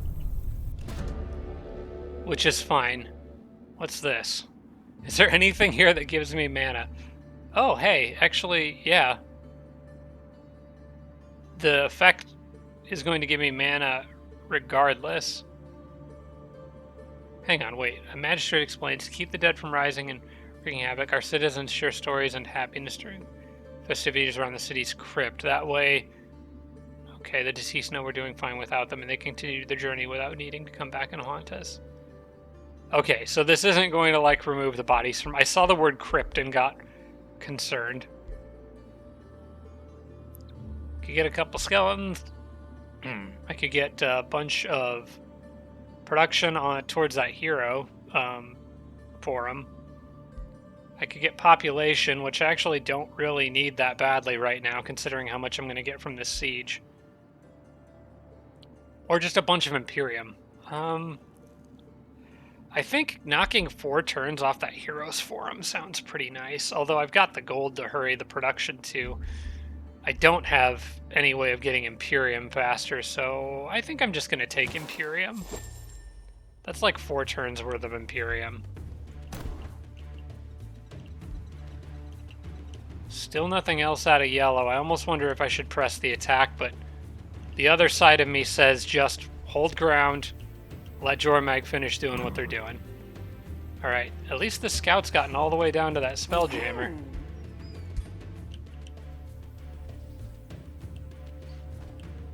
Alright, I am going to get... which casting points do I have? Yeah, I'm going to get Flash Freeze ready again.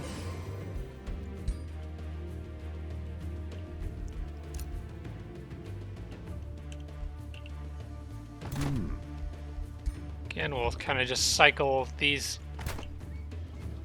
White Witches out, replacing them with more heavy hitters. Man, I really wish I had pikes. Really wish I had polearm units. That would be very, very useful against all the crap that Yellow's been building.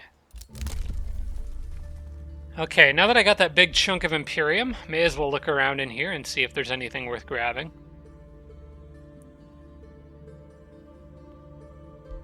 That one's tempting, but I'm not quite there yet. I think I've got most of the stuff out of the that particular line that I wanted. The ability to use Forced March might come in handy. Oh, you know what? I've been forgetting to use the Barbarians' Alacrity thing, the Ritual of Alacrity that they can do in their outposts and cities.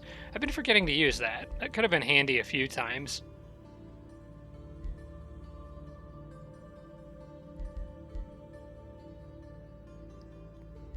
I feel like just having the Forced March option is good, but I can always pick it up if I need it at some point.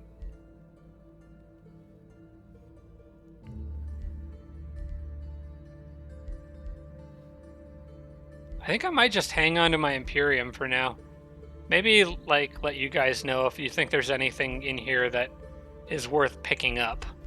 But a lot of this is kind of just not right now. Oh, Forced March costs mana? Okay. Well, that makes it a little less useful. Now that I could go for Spoils of Destruction. Not that I really need the gold that badly, but... And this one would be good too. Rite of the Dreadnought, that'd be great for a last big push against Yellow.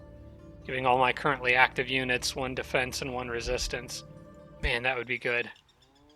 Okay, I'm just going to save my Imperium for now. There's not anything that really is screaming out to me to pick up, but I'm sure you guys probably noticed something in there that I didn't. It would cost 4,146 gold to hurry production on that Heroes Forum. We're not going to do that. That's a little steep, even for me. How are you guys looking? They're mostly healed up, mostly. I think it's time to bring them back and properly surround that city. What I'm going to do is try to position my units in a way that all 3 heroes are directly adjacent to the city.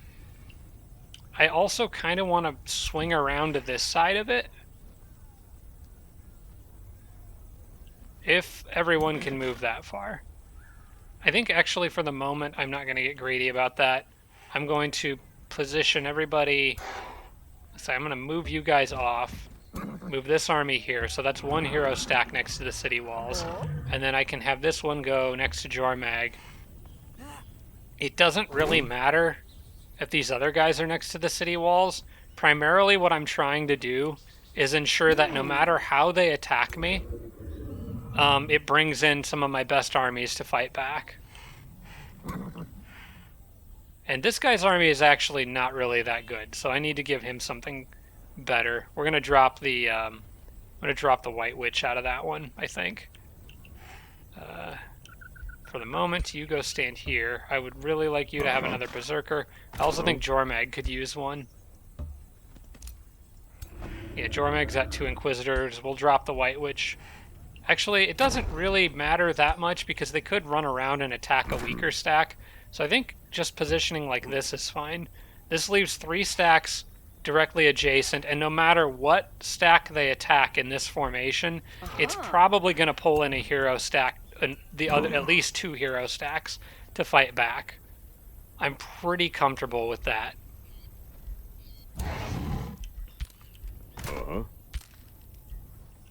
And if I can make it one more turn down here, that guy can finish sieging the Spellbreaker, and that will make things a lot easier.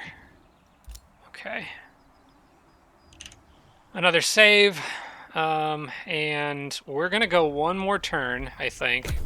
I might get attacked and end up having to do a battle. I bet I'm going to. They just used a spell. I think they're going to try a counterattack here.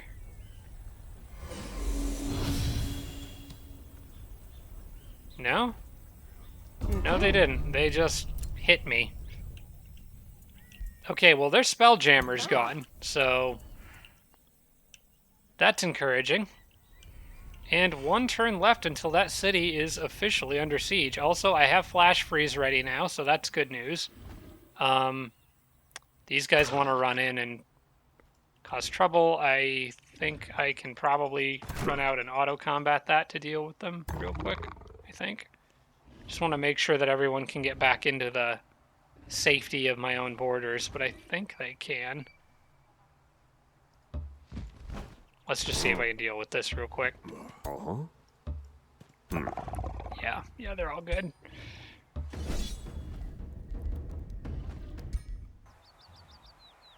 Please just give this one to me without any losses. Thank you. Those Awakeners are good, but when they're just in a stack by themselves, maybe not so much.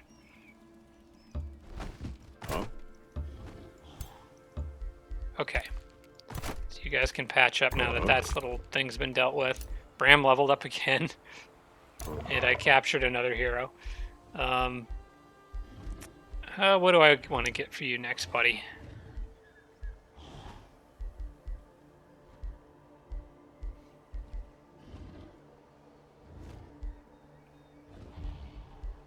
Defense is always good, because it gives him evasion.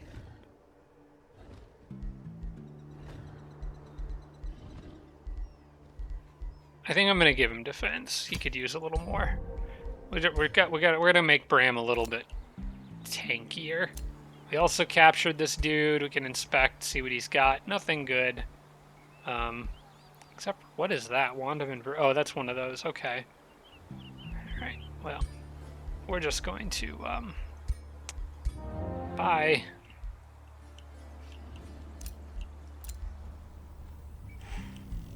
Okay. Have these guys all go into wait status. I think I've got a good setup here.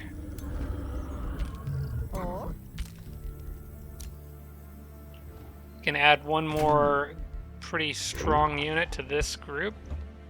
Once again, kind of just cycling out those White Witches. I'm not really sure what to do with this scout. I could keep breaking stuff or explore further back and see what's over here. I mean, I'm getting money for this, so yeah, why not? Just have him go on a little adventure back here.